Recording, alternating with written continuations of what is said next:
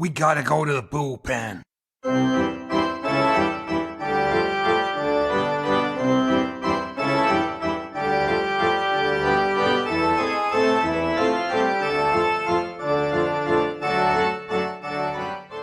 Welcome to the Highland Bullpen, the all-new podcast bringing America's pastime to Scotland's shores.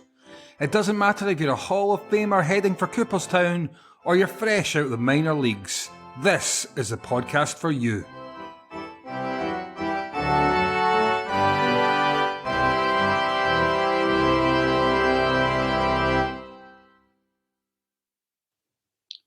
Hi everyone, tonight we've got Richard, Dave and Alan chatting to Terry Cushman of the Bastards of Boston Baseball podcast about how he feels the Boston Red Sox will do in 2021.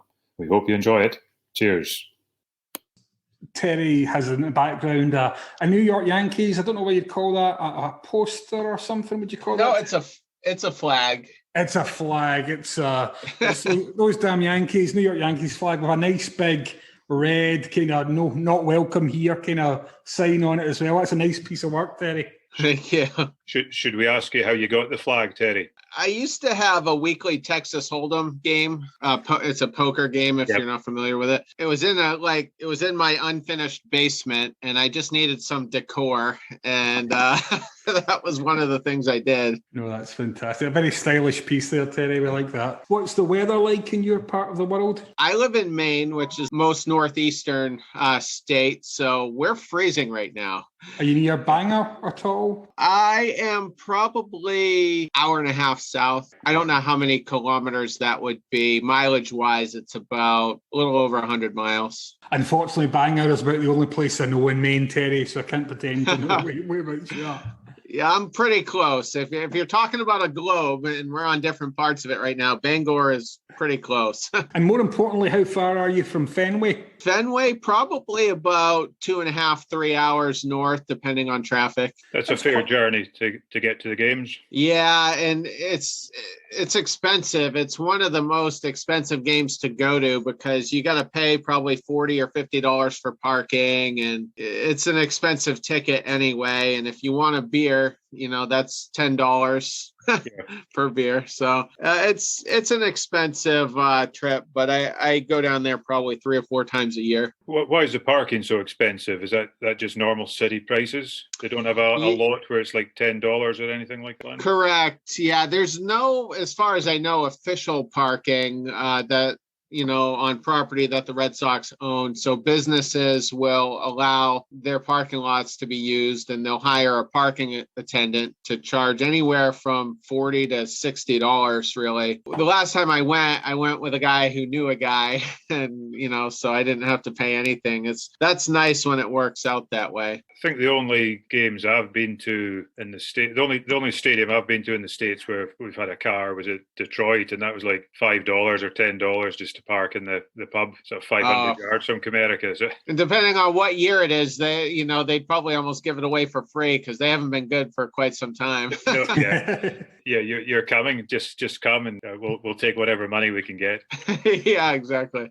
On the subject of not so good teams, I should say, I don't know if you know Terry, but I'm a Seattle Mariners fan. Alan follows the Detroit Tigers, but the gentleman who's just joined us, Dave, is one of your own, a fellow Red Sox fan. Okay. How's it going tonight? It's going. Having a blast. Do you like the decor, Dave? Do you notice the flag behind Terry there? It's a nice touch. Oh, yeah, I like it. I was going to say, it's quite traditional for us to have a beer. And just to show that there's no bias, I'm going to drink the Yankee, which is a local brew from the Roosters Harrogate Brews. I've no offense to drinking the beer Yankee, but... Nice. What's the beer they sell at Fenway then, Terry? Budweiser's the main one. They have the Budweiser deck, which you might be able to see in the upper part of right field. They have a balcony with a bar up there. So it's one of the big sponsors. Admittedly, I'm not a huge beer drinker, so I'm just content to have a Coca-Cola while I'm at the park. They probably have Miller Lite and maybe some local IPAs as well. Just to say as well, Dave, Terry was telling us that he lives in Maine, so about a 2.5 to 3 hour trip from Fenway there. So we were thinking that seems like a long journey. That probably only seems a long journey UK style. I know that America, like journeys of that length are a bit more normal. I could imagine. I've been to Ireland once. I've never been beyond that as far as the UK or Europe or anything. I could see how 3 hours would be, a big difference. And out here, things are so spaced out. Yeah. Like you don't really start to hit traffic till you get close to Boston. Yeah, I think that's one thing I noticed on the first trip to Boston. It wasn't just really Boston's team. It seems to be, I met quite a few people who were going from various parts of New England and possibly would go to one home game a year. Quite interesting from that point of view. Is that a thing then, a New England team? Yeah, Boston's our most local team, so we just kind of fall into that. I get into arguments with other fans over here. They're like, well, you're from Maine. The Red Sox are no more your home team than the Texas Rangers are. And I'm like, well, not exactly. I mean, they are the closest city. And then the curveball I like to throw back at them is I'm like, well, what about the New England Patriots? Yeah. They've got New England in their name. We can always find stupid things to argue about. I use that argument myself when people say, how come you're a Red Sox fan? Well, I say, well, that's the nearest MLB team to me. I'm gonna find use that line. One, I'll support them. Yeah, that's a brilliant line because you're 1,000% correct. It is the closest team. And I've learned in recent years that some of the Canadian provinces right above Maine, New Brunswick, and Nova Scotia, there's a big Red Sox contingency of fans there as well. Yeah, I suppose it is quite close to Canada, isn't it? I know in the sort of history of sports in the area a little bit. My wife is a big ice hockey fan. She likes the sort of violence of that game. She stays in touch with the Bruins, and just thinking back, I think they were possibly first American team to join the sort of NHL team when it was mainly Canadian teams. I'm not a huge hockey guy, so I'm not exactly sure of the exact history. I know there was an original group of 6 teams, and I know the Bruins were definitely one of those. Yeah, so it sort of fits in with that sort of connection, and I suppose there was a time when there wouldn't have been any MLB Canadian team for the fans to follow, so Boston would probably be their natural one to pick. Yeah, I could imagine so. And I know with the old Montreal Expos, who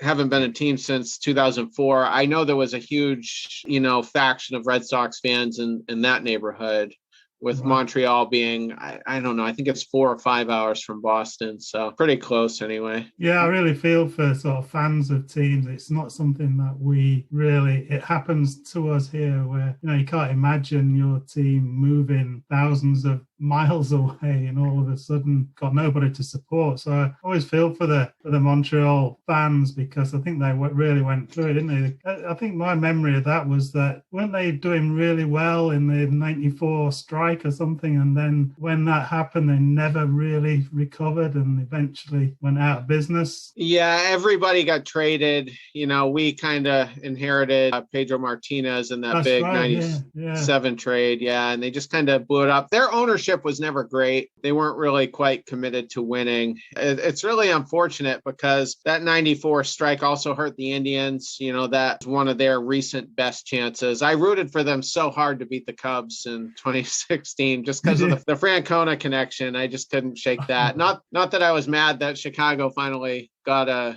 championship. Yeah. I was actually wearing this same sweatshirt right after the Red Sox won the 2013 World Series, and I was in a bar in Chicago's O'Hare Airport, and it was a Cubs bar, and they did not like me. And I'm like, guys, I have felt your pain. I got no ill will. And if the Cubs were playing anyone other than the Indians or the Red Sox, I probably would have been rooting for them.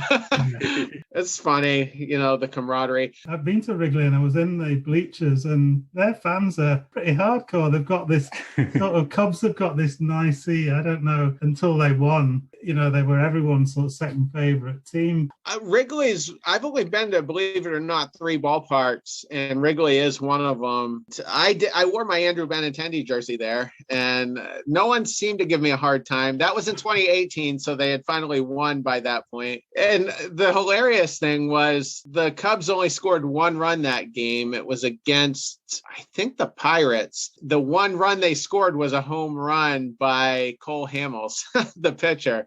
Just kind of a funny game. And yeah, but that was a fun stadium to go to, and not just inside the ballpark, but the neighborhoods surrounding it. Mostly houses around it for the most part, whereas I think when we were there, it was sort of about 1999, and those houses with, I'm pretty sure they're all sort of been bought up since then, and it's more of a corporate thing. But back then, I think they were still sort of private houses or apartments, and people would have their own sort of seating on rooftops and on the roofs. Yeah, the Cubs did buy a bunch of those buildings, and they actually installed bleachers on top of those rooftops. Yeah. So you can buy tickets to go up there now. So the Cubs own those buildings. I could see how they'd be a little upset, people going up there for free instead of buying a ticket.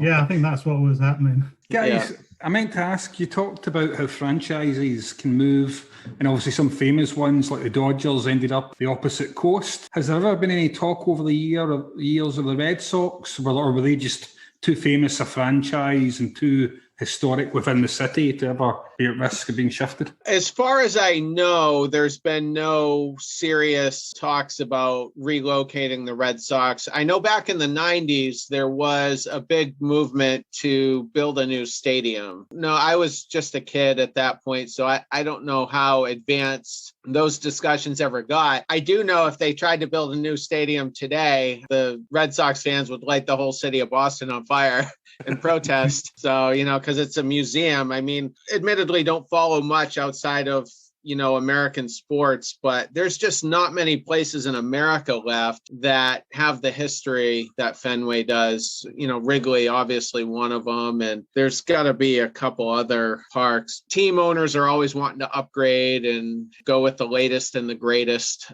trends. So you just don't have the history anymore, which is really unfortunate. They've managed to squeeze in a few extra seats since I was last there. They've got seats on top of the Green Monster now, haven't they? And I think they've added a few more elsewhere. Yeah, absolutely. I like to sit up in the Coke seats, which I don't think were there. They definitely weren't there in the 80s. Maybe they finally got put in the 90s, and you're up on that top deck and you're kind of looking down at the third baseline. It's just such a cool view. Yeah. Some people might not be crazy about it, but I always love sitting up there. And we've always had really good people around us, to kind of banter with. And you have your own concession stand right behind it as well. And there's never any lines there. So I enjoy that aspect of it.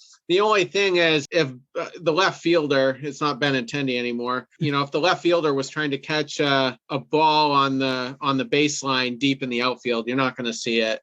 That's the only thing you can't see if he's right up against the wall. You can put up with that. I don't know whether I'm going to jump ahead, and I would like to ask a question. I've listened to your podcasts recently and last season as well, when it had, shall we say, a different name. I was looking at the Boston Red Sox roster today online just to see if there were any players with a surname Bastard. Because they might be getting traded soon. Yeah, I think we decided to go with the name change before the trade. I think I've already kind of forgotten the timeline. I wanted to keep the name the Benny and the Betts podcast, because even though it's awkward right now, you got Betts winning championships with other teams, and before the Benintendi trade, we still don't know if he's going to be a major leaguer a year from now. Like, he's just had such regression. So with that kind of looming over us, I just thought, 10 years from now, it would still be cool to have that name, the Benny and the Betts. We won a World Series in that era, But I just got to be so embattled by other people on social media. Like, you got to change the name. You got to change the name. If you follow me on my regular account, my Cushman MLB account, I'm really tough on the Red Sox. There are fans that think the Red Sox can do no wrong, and they'll celebrate every little move that they make. I tend to be a little bit more brutal. I'm more of a realist. Yeah, I've noticed that. I think it's quite good, actually. A good attitude. Yeah, we have a huge, faction of Yankees fans that follow our show because they know they're going to get the brutal truth. They're not going to get, if you go listen to Section 10 with Carabas, it's all homerism. And, he wants to bring back Rick Porcello. He wants to bring back Brock Holt, all these players that really aren't, they're well past their primes. And so nobody's going to get that with us. I will probably get into it, but I'm not optimistic about this season, for the Red Sox. I hope I'm wrong because, my podcast will do better if I am wrong. So I'm rooting for the team, but it's kind of brutal right now. But anyway, so that's kind of how, the bastards of Boston baseball fit. And if you listen to some of my co-hosts, Charlie Smith, he's like way extreme negative than even I am right now. Yeah, I recognize his name. Yeah, he's usually got something to say. We'll come on to how the Red Sox will do in a wee minute.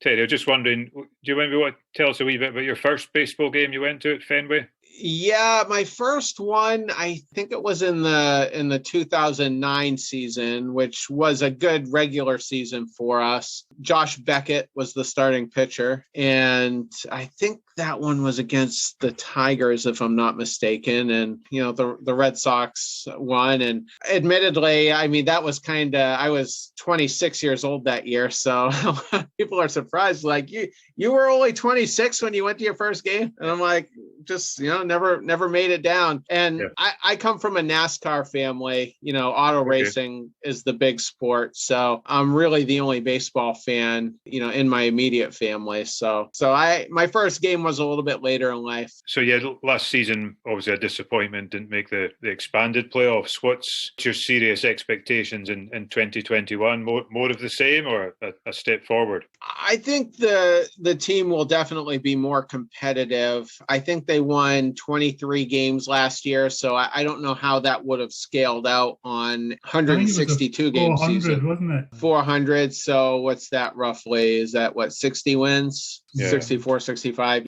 I if you want me to put a total on it right now, I think they're about a 78 win team. I'm a huge skeptic on the starting rotation. Eduardo Rodriguez hasn't pitched since essentially 2019 due to the COVID situation he had, which led to a heart ailment, which he seems to be completely recovered from. So there's a little bit of rust there. And even when he was healthy, always had issues with consistency and whatnot.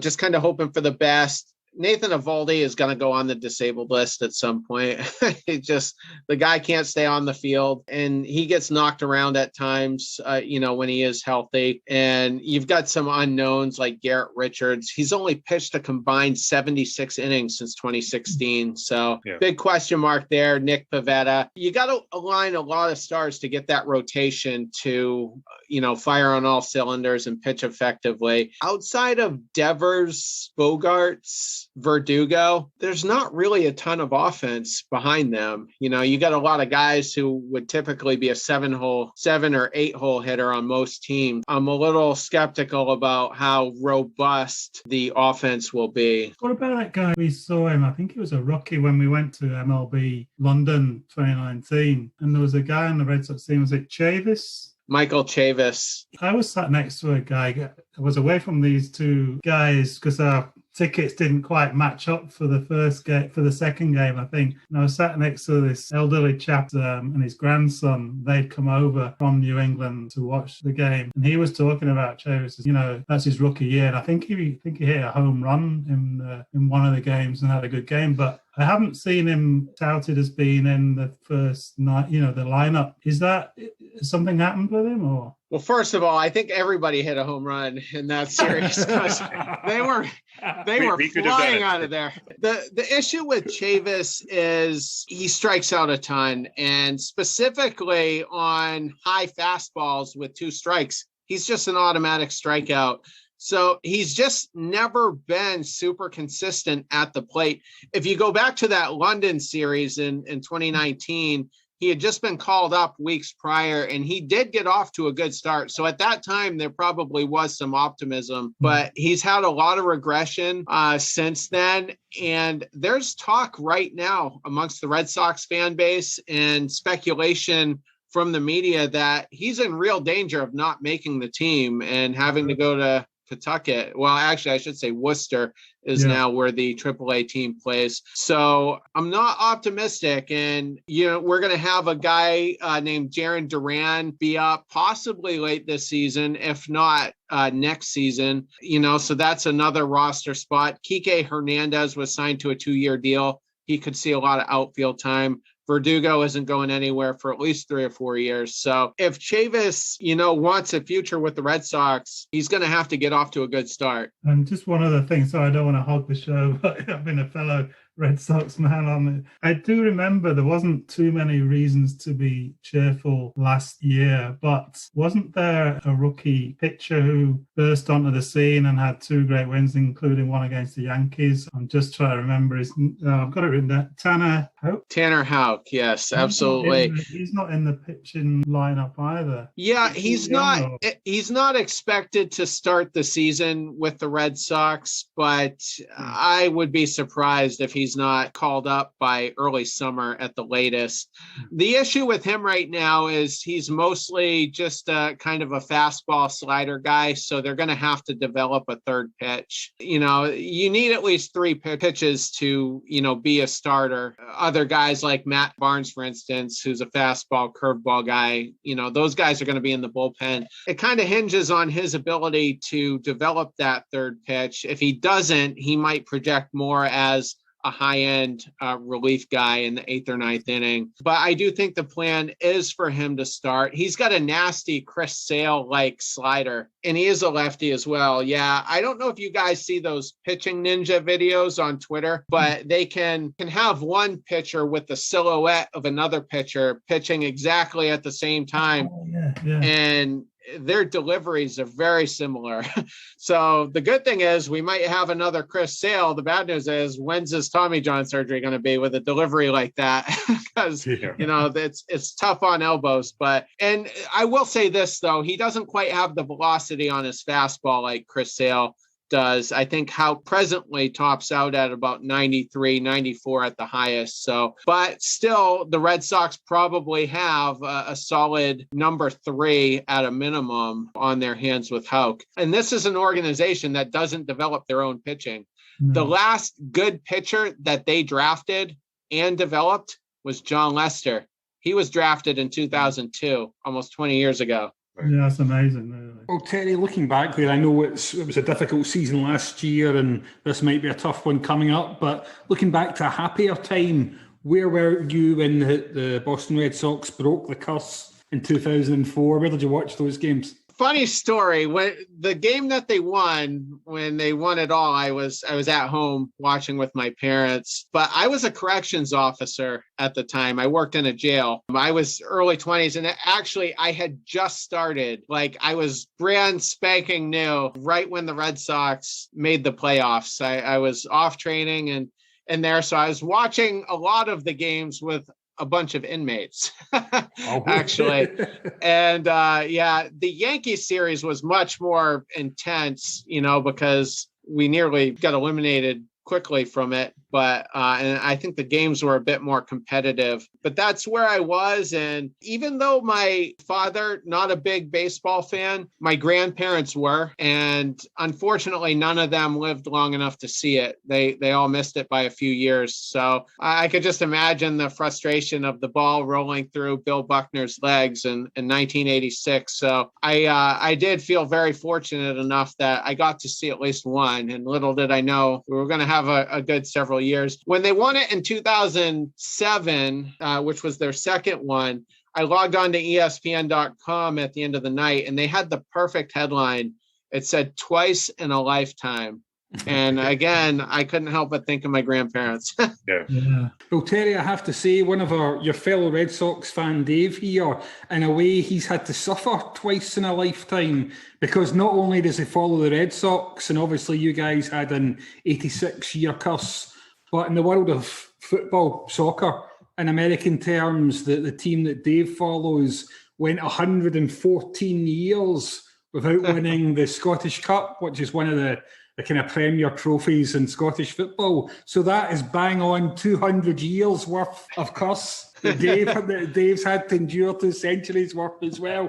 So it's amazing he's such a cheery guy, really, all things considered. What did you think you'd live to see, Dave, Hibs win the Scottish Cup or the Red Sox win the World Series? What was the bigger surprise? Well, it's funny because I don't know if you know, Terry, I think he's still there. He was writing, the sports writer, baseball writer for the Globe. Is it Dan Shaughnessy or O'Shaughnessy? Yes. And he's a real Red Sox expert. I came across a poem about Hibernian, about a young lad who was asking his father, I'm going off the top of my head now, he was asking his father what it was like when Hibs won the Scottish Cup. And he said, well, I don't know, you'll have to go and ask your grandfather that. And the next verse is he goes to ask his grandfather. The punchline is that, well, I had to ask my grandfather what it was like. So I sent this to Mr. Shaughnessy, as say, well, not to say that the Red Sox curse is nothing, but this is what other sports fans have gone through as well. I think it's probably worse for the Red Sox, really, because there are other trophies in Scottish football, and Hibs had won some of those sort of minor trophies. So there was a little bit of relief, but yeah. Yeah, it feels good when the curse is finally broken, though. Absolutely. Well, at least I don't remember, but in the cup final at the National Stadium in Scotland, at the final whistle when they finally won it, a lot of Hibs fans invaded the pitch and dug up the pitch and took souvenirs. So I don't think the Red Sox fans did that at the World Series. No. And in fact, they won their first 2 on the road anyway. So they were in the visiting stadium. So Dave, you don't have big sections of turf that you liberated from the National Stadium that day, no? No, I was right near the front of the stadium as well, and there was a lot of people from where I was sat who went down onto the pitch, and I thought, I'm just not going to do it because, not because I didn't agree with it. It was high spirits, and after 114 years, what are you going to do? But I didn't. I kept in my seat. Well, I was stood up applauding. Terry, I meant to ask you mentioned NASCAR earlier on being a kind of passion in the family and stuff. Maybe that's just me being naive. I always assume or kind of associate NASCAR more with the South in America, but are there a lot of NASCAR fans in the North as well? Well, it originated from the South, and the true heart and soul of it is in the South. My family raced locally up here on the short tracks and you can't even call them the minor leagues. It's that low, but there's tracks all over the country. So I had family involved up here, and my father just kind of took a liking to it, when he was younger. He's 65 now, so he basically grew up in the 60s and early 70s. So, he kind of grew up in that era. And that was actually when NASCAR was starting to take off, as a kind of a mainstream sport. You had Richard Petty, Cale Yarborough, and all those guys. So my dad's kind of been a fan since essentially the beginning. And that's what I grew up on. And I kind of gravitated to boxing. I imagine that's somewhat big over in Europe. And funny story, Lennox Lewis was my favorite heavyweight fighter. I hated Mike Tyson, and I didn't like how the American fighters were ducking Lewis, so I kind of sympathized. And his first round knockout of Andrew Galata in 1997 was what really won it for me. And then all my favorite boxers kind of, got older and retired, and I just kind of fell into baseball. And it was kind of timed with, 03, 04 when we had those deep playoff runs. Oh, fantastic. I got to see Lennox Lewis fight Evander Holyfield at Madison Square Garden. So painful. He got so robbed in that. The British judge, Larry O'Connell, even had it a draw. What are you doing? I know. I was there, and actually I was working in the media at the time, Terry, and they came in afterwards, both of them, for the post-fight interviews for the guys. And Lennox Lewis was like that. I want to do this quickly. I want to go out. I'm going to hit the nightclubs. I'm going to go out have a party tonight. Go out have a good time. You wouldn't have known he was in a fight. Evander Holyfield, one of my great heroes, one of my great boxing heroes, Evander Holyfield, he came in and he looked like he'd been hit by a truck. You know, he had big glasses on, his whole face was swollen out to whatever. You couldn't look at those two guys and think that fight had been a draw afterwards when you saw them. It was a classic hometown decision, to be honest with you. Lewis was treated very unfairly. That next November, though, they fought in Vegas, and the judges got it right. Absolutely. Do you have an all-time favourite boxer, Terry, then? Do you have a favourite boxer?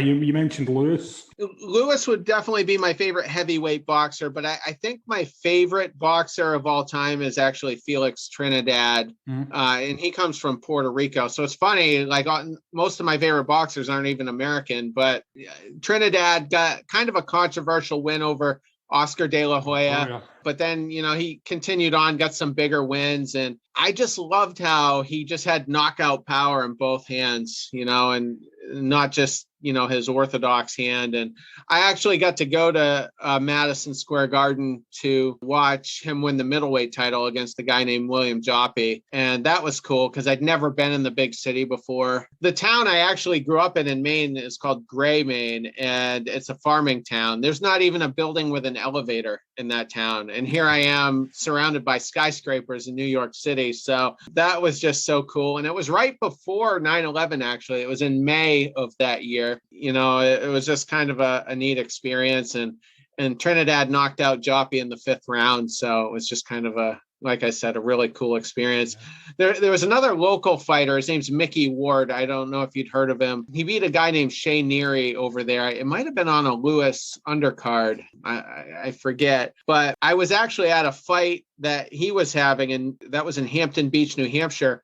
And Ring Magazine named it Fight of the Year at the end of the year. So that was kind of a cool fight to be a part of. We knew it was going to be a good fight. We didn't know it was going to be a great fight. Another guy I liked, I think he's from Wales, was Joe Calzaghe. Very, very entertaining fighter. And Bernard Hopkins was the guy who ended Felix Trinidad's win streak. Yeah. And I hated Hopkins. I just always thought he was a punk. So when Calzaghe beat him, I was elated. Oh, no, great fighter, Calzaghe. Trained by his dad, Enzo. A really, really good fighter. Are you interested in mixed martial arts at all? I haven't really followed it. I've been at a bar or a sports pub at times, and I do enjoy watching it, but I'm just kind of so consumed by, the other sports that I just haven't really dove headfirst into it. I know Conor McGregor just got his butt kicked a couple of weeks ago.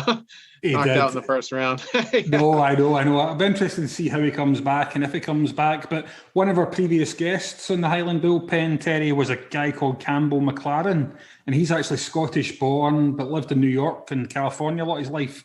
And he co-created UFC right at the start of it when it was like really controversial and it was a really kind of wild time. So he was a good guest, Campbell, as well. And he keeps in touch with the show as well. So he's another of the good guys we've talked to here. So looking like kind of at your own Red Sox fandom then, Terry, who stands out? Who's been your favourite player? You've been fortunate enough to have some good eras, or certainly a fair few to pick from. My favorite of all time, and a lot of people love this guy, but I don't think many would say that he's their favorite of all time. But for me, it's Jonathan Papelbon. He was the closer in 2007, got the final out there, and had a nice run as the Red Sox closer. And I just loved his intensity when he came into the game. And I don't know if you guys saw this, but when they beat the Cleveland Indians in the 2007 ALCS right before the World Series, Papelbon got a save, and then they were all just kind of hanging out on the field, and Shipping Up to Boston by the Dropkick Murphys was playing. And before you knew it, Papelbon had ripped off his shirt, then his pants came off, then his shoes came off, and he's standing around doing an Irish jig in his underwear on the field with a cigar hanging out of his mouth. And I just thought he was a good character, and I liked him. And I don't know how you guys feel about Bryce Harper, but, when Papelbon went to the Nationals and they got into that fight in the dugout, I thought that was great as well. Not a big Harper guy. But everybody universally loves David Ortiz. I mean, 04 doesn't happen without Ortiz. Because if you look at games 4 and 5 in the ALCS against the Yankees, both those games went 13 and 14 innings respectively. David Ortiz hit the walk-off hit in those games, and then he hit like 688 in the 2013 World Series. Just absolutely disgusting. So everybody loves Ortiz, and, John Lester's another big one. I'm not a big Dustin Pedroia fan. I'm at odds with a lot of Red Sox fans on that, but I think he's a lot of people's favorites of all time. So, but for me, definitely Papelbon. Good choice, I think. Terry, we're just wondering, we've been drafted into our first ever baseball fantasy league this year. There's going to be a wee tournament amongst the British baseball podcasting community. So we can cut this out of the editing as well. So what's your tips? Who should we be looking at in the Red Sox team that we could be thinking about having there? Well, I think Devers would be a good choice because he's not going to be one of the more highly drafted third basemen. Everybody's going to want, someone like Arenado or even Manny Machado over a guy like Devers. So I think you could kind of get away with him on like maybe your third or fourth pick in the draft. He's a good one. Bogarts isn't always regarded as a top shortstop because you got guys like Lindor and Correa. So he's a guy you can kind of sneak in there a few picks down. If you want like a sneaky good reliever late, I might go with Darwinzon Hernandez because he's not going to be on anybody's radar that's not a Red Sox fan. He could end up being one of the top closers in the league if they utilize him that way. They might use him in the 8th inning, but he's a good sneaky late pick that you can have. And Tanner Houck as well. He won't start the season, but you might be able to put him on your bench on an inactive list, depending on how your league is set up. But I think those would be some great picks. And even JD Martinez might not be drafted so highly. I mean, he didn't have a great 2020 and even 2019 wasn't super great for him coming off of that really impressive 2018 season. So I think there's a lot of guys you can pick from the Red Sox and not necessarily have to waste, any of your really early pick, and you can get a lot of points from them. Quite interesting. I suppose as novices, and we're probably looking at fantasy. When we look at fantasy football, fantasy soccer, everybody would know the big names and who to go for. But we thought we would potentially handicap ourselves in the league as well and look to load the team with the 4 teams that our guys support, which only one of us made the playoffs last year, so we're not exactly loaded with talent. It's interesting because we can then potentially pick out some of the better, cheaper players that no one else is looking at without actually going for the big guys. So yeah, we might, with a bit of help there, we might have some winning form. Do you have any grudging respect for players in other teams around the league that we could be looking at? Well, I mean, Mike Trout is always going to be an MVP candidate, can't go wrong there. If you're picking 4th or 5th or whatever, and he's still available, it'd be hard not to take him. Fernando Tatis Jr. has suddenly become the face of baseball, with the San Diego Padres. So can't go wrong there. Nolan Arenado is a top 10 MVP guy and sometimes even a top 5 guy in the running every year. So can't go wrong with him as well. If you're looking at starting pitchers, Garrett Cole with the Yankees, extremely dominant. I've always been impressed with Walker Buehler from the Dodgers. I think he's going to win a Cy Young several times over. You saw Shane Bieber win the American League Cy Young this year and had an insane strikeout rate. That's one thing you want to look at too when you're doing your research beforehand with starting pitchers is who gets a lot of strikeouts because they're going to win you the most points, in a rotisserie style league and even a head-to-head style league. Those are some pitchers I would look at. Sounds good. And obviously, not obviously, but if the Red Sox aren't going to win the World Series this year, who's going to win the World Series, Terry? I think the Dodgers are going to go to it again and probably win it. They've made some nice moves, especially with that Trevor Bauer pickup. They just brought back Justin Turner. They're going to have a full 162 season out of Mookie Betts. Cody Bellinger could very well win an MVP. That team is just so well balanced all the way through. I think they're going to go on the National League side, probably win it. On the American League side, it's a little open to interpretation. The White Sox look phenomenal on paper, but they always find a reason to underperform. They hired Tony La Russa, who's a very kind of controversial pick because he's 76 years old, doesn't fit the new management mold. They're a team that could certainly surprise people. And I think the Yankees are going to be a threat. I'm not really in love with their team, and I think they would get destroyed by the Dodgers if they got there. The American League just is so far behind the National League right now. Like, if you took the Atlanta Braves from the National League over to the American League, they'd be the best team by far. Same thing with the Padres, just really good, well-balanced team with a lot of the moves that they made. The Cardinals made some moves. They'll probably win the Central, but they're not great. So to answer your question, if I had to pick on this day, February 21st, I would say it's going to be a Yankees-Dodgers World Series. And I think Rob Manfred would love that because those are the two biggest markets, in America, New York and LA. So I think that's how it shakes out. Well, it certainly sounds a plausible matchup there, I think, as well, Terry. Terry, I meant to ask you, obviously last season was a season like no other, and a lot of rule changes came in. Some of them seemed to be welcomed, but others maybe upset traditionalists. What do you make of the rule changes that came in, getting rid of the designated hitter and stuff like that? And have they improved the game? Well, I'm one of those upset traditionalists, if I'm not mistaken. But the DH is not going to be back this year in the National League, so pitchers will be hitting again. That might go away, though, after the season when they negotiate the new labor contract. So that's one thing to watch for. The DH doesn't really matter to me if they want to implement that. I'm not going to start screaming about it. I'm not a fan of putting a runner automatically on second base in extra innings. I think that's terrible. I think they should let the game play out. Another rule that I hated that got implemented last year is the 3-batter minimum rule, where a relief pitcher must face 3 batters. The only exception to that is if he comes into the game with 2 outs and then gets that out and the inning ends, they don't have to bring him back out for the next inning. All in all, I kind of hate that. If you got a left-handed relief specialist, I would just rather him be brought in to face the lefty, and then that's it. By using that 3-batter minimum, it takes away those epic chess matches that managers will have with each other to try to outsmart each other.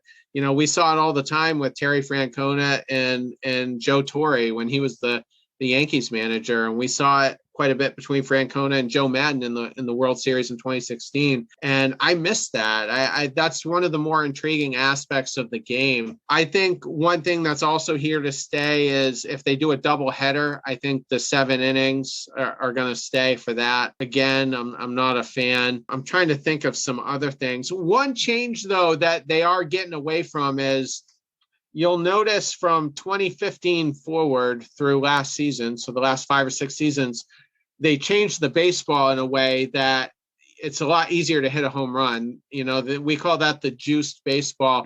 And I think they've taken steps this year to kind of get the ball back to where it used to be. So you're not going to see balls flying out. And I think that's important because you see a lot of guys that like to pitch to contact, that pitch to get those fly ball outs in the outfield. And pitchers had to get away from that because a fly ball that would have been caught 30 feet in front of the fence was suddenly going 30 feet over the fence. Yeah. I think that kind of hurt the game. And when you have games with tons of home runs, it makes the games longer. It's kind of nice that they are going to revert back a little bit. So I'm happy to see that. Rob Manfred is not a popular guy, amongst fans. So, and with Theo Epstein joining the MLB front office, I think there's going to be some pressure on Manfred to maybe listen to the fans a little bit more, make some more popular decisions. decisions. He always gets his title, doesn't he? It's always Commissioner Manfred.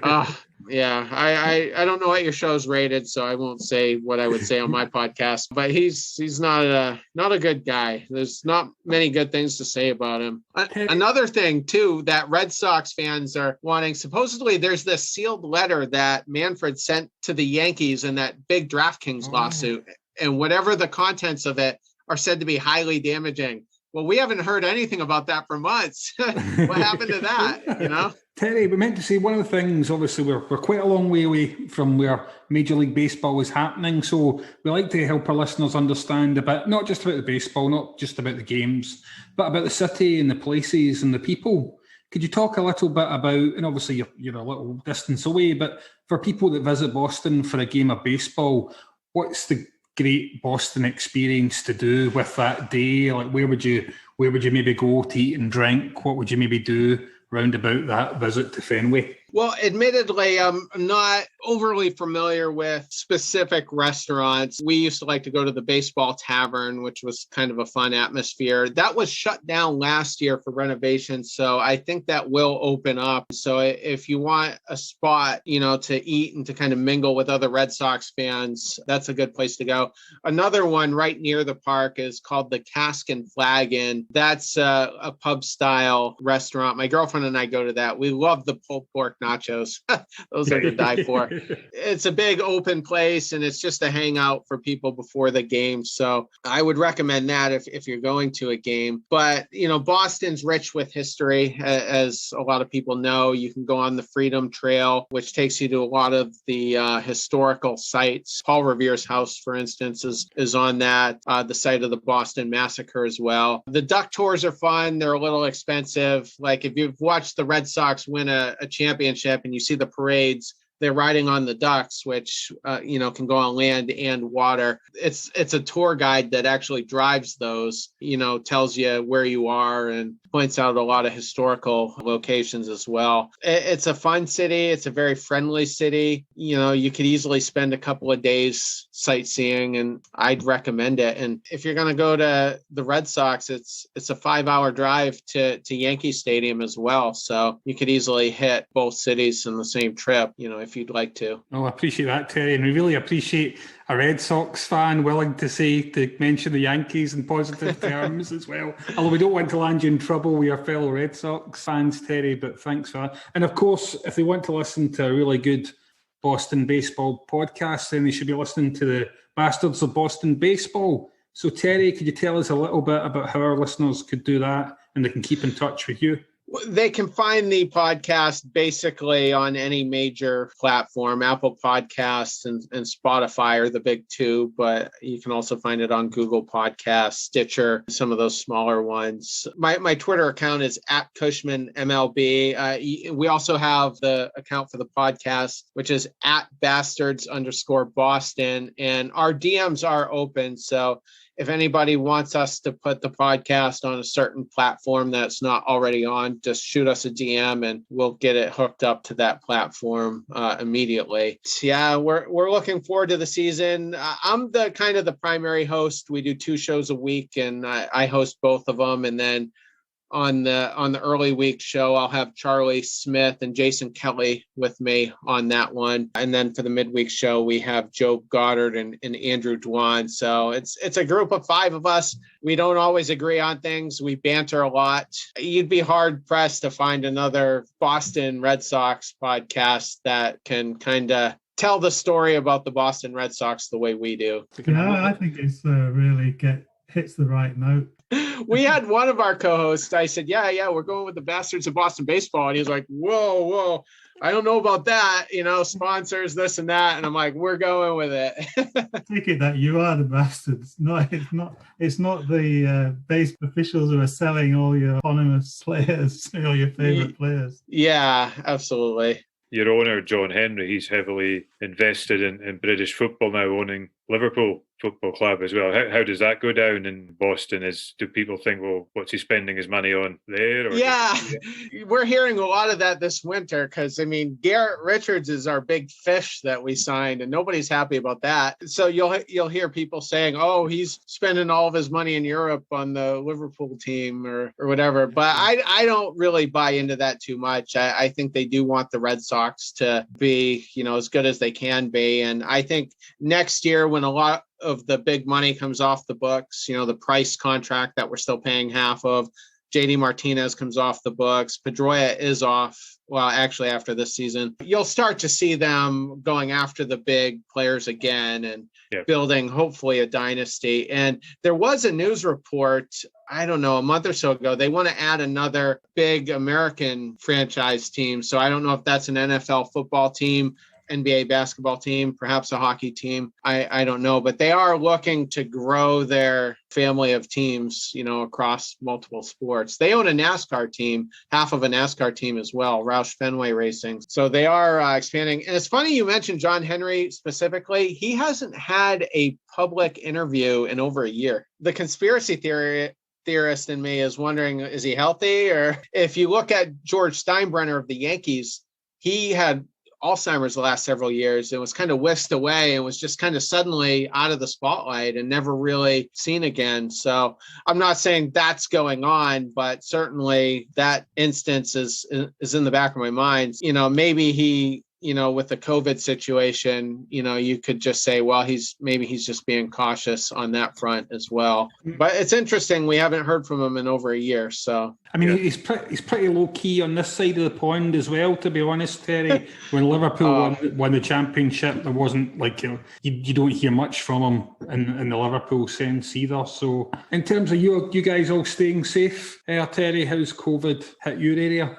Maine is pretty quiet on that front. Not a lot of cases. If you look at the overall number of cases and the overall number of deaths, we're probably among the bottom 5 states. So we're one of the safer ones. I saw a report, the media over here is really finicky and a lot of us have trust issues with, some areas of the media. But I did see in the Wall Street Journal that the number of overall cases have dropped 77% in the last 6 weeks. And then there was an interview with Dr. Fauci on Buster Olney's ESPN podcast. And Fauci didn't corroborate those numbers specifically, but he did say that the number of cases was sharply declining. I know you guys have another variant over there in the UK, and I don't think it's quite made its way this way, but if that responds to the vaccines and whatnot, and then they're able to vaccinate most of the older demographic by April, May, I think you'll start to see fans in ballparks to maybe half capacity at least. And that number could go up. Let's all hope for that. It'd be great to see fans back in ballparks. Yeah, I miss it. No, I can only imagine as well. You're such devoted fans of baseball as well. Terry, you've been terrific and you've given us a lot of your time here. Is there anything you'd like to ask us, Terry? I don't know about us being how 4 Scottish guys became baseball fans or anything like that. Yeah, I mean, how did you? And is there a growing trend of more and more baseball fans over there? I think there is an upswing, but it's starting from a low base, to be honest with you, Terry. It's football, soccer is so embedded in Britain, it's really hard for anything to get much traction. Where Dave comes from in Yorkshire in England's a big cricket place, so cricket's kind of historically been the number 2 sport as well. But no, I think baseball, the interest has got up. MLB TV do a really nice job providing coverage for UK fans. I think it's pretty good. Yeah, it's a growing but small audience. I would describe it as baseball fans in the UK, Terry. For myself, I've got family connections on the West Coast, so I've been out a lot of times over the years, and that's why, for whatever reason, I became a Mariners fan. What a terrible choice that was. But no, I wouldn't change it. But it's obviously not enjoyed a lot of success, but I've got family in Washington State and Oregon, so that was why I latched on to the Mariners. Alan, what about your journey to becoming a Tigers fan? How did that happen? Yeah, I'll probably just answer another part of Terry's question first. NFL is quite big in the UK. For whatever reason, they stole a march on baseball, basketball, hockey. I don't know if somebody felt there was easier comparisons possibly to the likes of rugby that we play in the UK, that you will find a lot of people with an interest in NFL in the UK. Sports-wise, I mean, we're all football, soccer fans. Although we support different teams, we'll do football trips away with each other, and we enjoy each other's company. So that expands out into different sports as well. We did the London series together, and we've done a range of different things. It normally involves a few beers then as well, so we do that. So we've all been to the States at different times. I'll go and I'll find sport to go to. Sports fans. So we're trying to do our bit along with a hard core of others, just to raise the profile of baseball and give it more coverage in Scotland and the UK amongst our friends and amongst the group we're doing as well. So we've tried to make our podcast a bit about football, soccer, and a bit about baseball to try to attract people in effectively in the national sport. So yeah, let's come and see comparisons and let's have a think about stuff here. And Dave, your Red Sox affinity, Dave? That really came from my first visit to Boston back in 1993. So it's almost 30 years ago. And I must have, being a sports fan, I must have known about, I can't even remember, it would have been pre-internet days. And I'm pretty sure we phoned up Fenway and booked some tickets for a game. And when we arrived there, I think I've mentioned this before, it tells you how long ago it was, 1993. It wasn't sold out. So when we went to collect our tickets, the lady at the ticket office said, "We've upgraded you to first base because it's not full." So straight away, I thought that's pretty cool.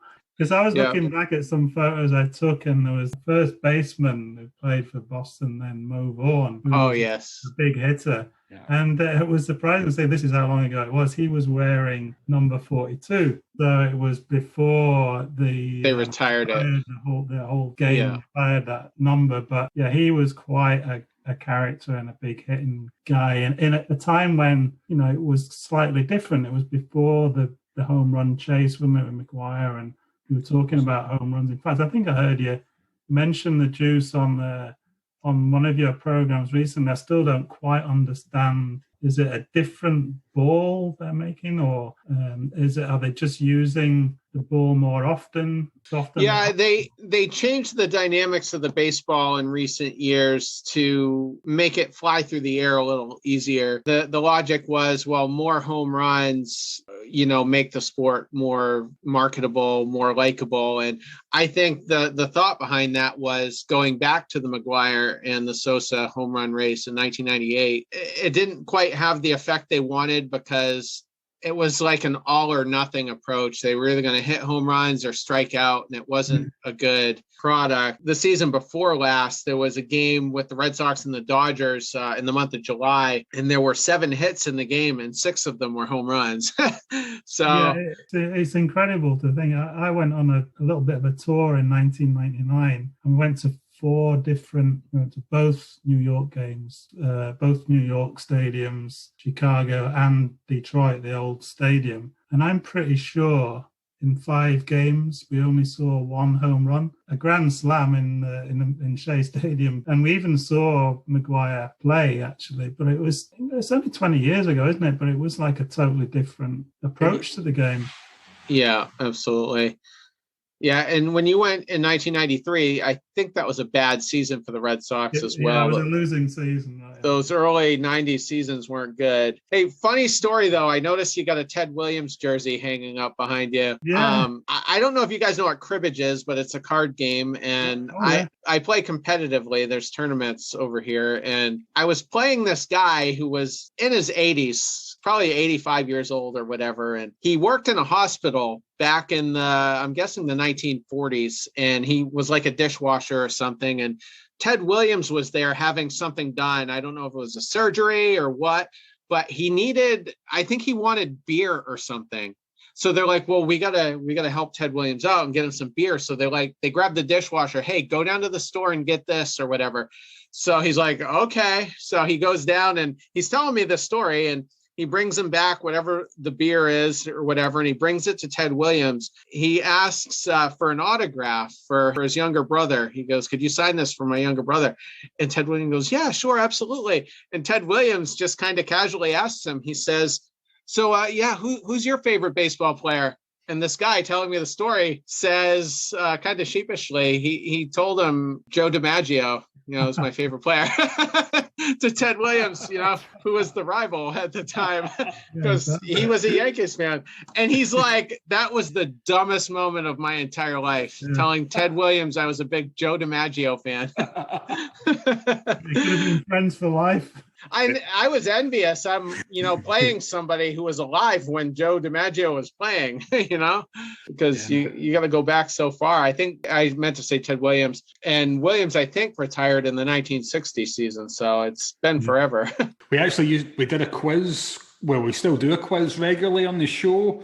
Terry and Dave, who is our man for these things, knows everything, put those together. But we had to stop them because he found a way to make Ted Williams the answer to a question every single episode.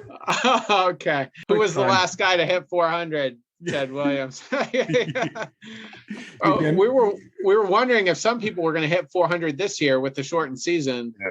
But it didn't get close. Somebody was up there for a while. I forget who it was. I don't think we'll see that again in a hurry. I don't think, particularly not. Yeah, if they're kind of taking a bit off the baseballs as well. Terry, thank you so much. Give me a shout anytime. Mid-season, if the playoffs are coming on, I'll come on and talk baseball with you. I enjoyed it immensely. And if you're ever in Boston or even New York and you make a group trip, call me. I'll meet you down there. Yeah. I'll buy you guys all dinner. Brilliant. Thank you very much. Well, we'd go a long way for a free dinner, Terry. So thank